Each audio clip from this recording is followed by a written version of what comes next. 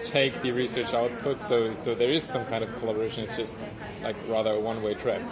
Yeah. So that may have shifted. Yeah. How is it in your field? I mean, when I look, for instance, in a field that I've worked with, artificial intelligence, machine learning, for instance, you look at this field.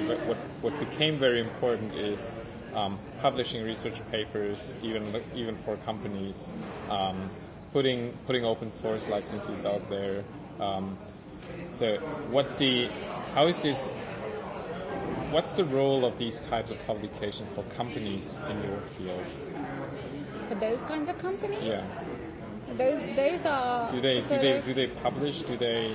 The other kinds of company, right. This one I showed you, no, definitely not, right? Because their business model and their IP is all about their know-how, right? Right. And so general bioinformatics wouldn't share their know-how because it's so special, right? Yeah. Eagle as well. I think Eagle publishes like white papers, and they have these sort of generic webinars and things. But would they ever put software? They might. Like even when you read this, I'd like to, be interesting to see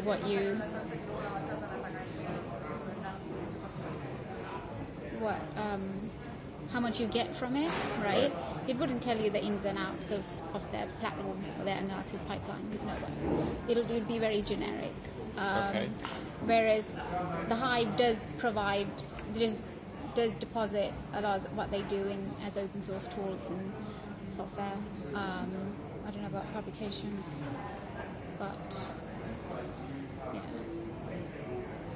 Because I may have guessed. I mean, at least in the like in the AI community, it's like they use this as some kind of a recruiting tool, I would say. So people from academia, they like publications. So if they see you can publish in companies as well, not happening. Those, no, definitely. Interesting. What kind of companies in machine learning and AI? Oh, Facebook, for instance. They started to publish. Yeah. Apple is the exemption still, but like Google does it, or they start some kind of. So, for instance, these. If you look at this deep learning network framework. TensorFlow, for instance, this Google thing. Yeah. It's an open source project that Google actually just uses to amplify their own product. Yes. And they publish on this. They publish it on the software, and they use it for recruiting purposes. Even AT&T started to like they have really? Yeah. So they do some open training now and open coursework and all these kind of things. Microsoft doesn't it? I'm not sure about Microsoft actually, but maybe it could be the case, but I'm not sure. Okay. But are you saying Facebook publishes like algorithms? They do, yeah. So their machine learning parts do. They started because they have this. They have frameworks on neural networks, and now they started to publish it. I think only for recruiting purposes. It's not like high-level publications in some kind of journals, but it's like it is. Those are publications that end up also in the archive. So it's interesting. Okay. Yeah, that's interesting. Are you a mathematician then? No, I'm a professor in information systems. So I'm at a business school where I'm the bridge between computer science and business. Yeah. So that's my background, but I do like studies in different fields, and I teach machine learning, so that's why. Oh, you do? Oh, yeah. Right, So okay. I'm only asking because I'm part of a group. Well, I started a group. We're writing this review paper on machine learning and drug discovery. Oh, you do? Okay. Yeah. So just written my section. I see.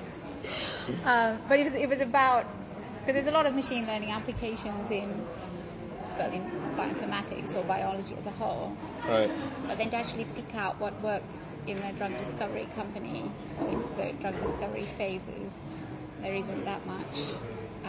We're trying to just sort of pull that kind of information together, so that because a lot of nearly all pharma going not into only pharma. I mean, there's just been this this IBM Watson scandal, which is funny because we had the head of Europe, IBM, at our department recently, not recently, but a year ago, maybe 1.5 years ago, and she was just promoting what Watson really can do, and all the papers it's scraping and all the knowledge that it's creating from this. And now it's so reading this is really like interesting. Yeah, I've seen demos of Watson, and it just it's because it's not directed towards a particular question, so it doesn't sort of bring in specific data types that would answer that particular question, right? Sort of, it's good. That's what all these knowledge management things are doing. So, okay. What was I going to say? So we were with the Hive research infrastructures, and we talked about public papers, paper publications, and whether they have some kind of an open source. So if they bring anything back, so if you say there is some kind of co-creation, that would mean that they would also provide some information for you. So you have at the campus here, you have like several other places, like Congenica, and there's Eagle is also sitting here, and then Epigenetics is not that far away. So all these companies. So how does EBI is there any backtrack? Yeah. Okay. From them. So companies like the first one, we know them, but we don't work with them. Okay. Right. So you also wouldn't see them on your SME conferences? They come because for them, their business model is knowing about, they have to keep up to date with what data is out there, right? Or what new crazy tool is out there, and what's EBI doing, or what EBI, we're about to start an image data resource, so they'll be interested in that as an opportunity for them, right? But it's if you can think of anything, it's because they are taking our data and providing services of it, there's no space for collaboration. Right? Can't think of anything. Yes. The second type, the Eagle one, for the ensemble product, we actually had an agreement with them. It's called a knowledge transfer agreement, and that's primarily because the people who started Eagle had been part of Ensemble before they're ex-EBI. There's a lot of ex-EBI people at Eagle. Which makes sense. I mean, you train the people here, so... And they go off and start their own companies, and we're very supportive of that. So there was something formal in place for that. Not so much in the other areas. And we also have a policy, like we can't work exclusively with one company. Whatever we do with company A, company B comes up and says we want to work with you, we should say yes, right? So we can't have any exclusive arrangements with a particular company, nor can we provide people services, right? And we also can't, like if they say, can you curate or analyze this data, we should be able to put that into the public domain, right? We can't say, oh, here's your analysis, just for you. So you would always find a contract where the result would go into open knowledge with some kind of a Creative Commons license. That is the bottom line. Okay. Well, through licensing and also via our data resources. I've given you the spiel on our data resources, right? Yeah. So we have over 40. And, okay. That's fine. So it has to go into one of those, right? With the tool that's being developed, we should be able to make that open source as well. So